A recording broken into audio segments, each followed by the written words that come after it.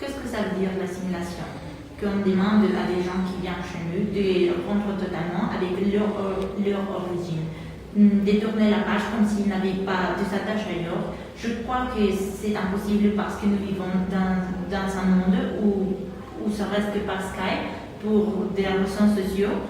Beaucoup de nouveaux arrivants vivent en permanence avec leur famille, qui souvent restent au pays. Je crois que ce n'est pas moralement acceptable parce qu'on ne peut pas demander à des gens de renoncer à qui ils ont été.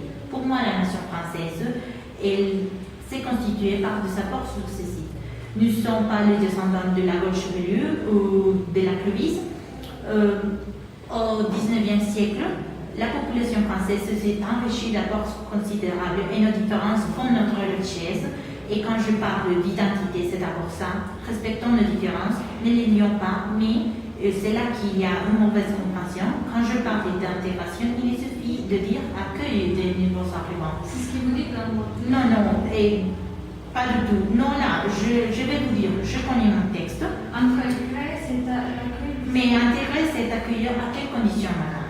Je ne sais pas si c'est ça. Je vais vous le dire, si vous me permettez, parce que c'est moi qui ai écrit les textes, oui. À condition de quoi que ces nouveaux arrivants, à côté du respect des différents, s'intègrent dans la nation française, en acceptant les biens communs de la nation française. Et je dis très explicitement l'histoire, et même s'ils sont d'une autre culture, non, même s'ils sont d'ailleurs.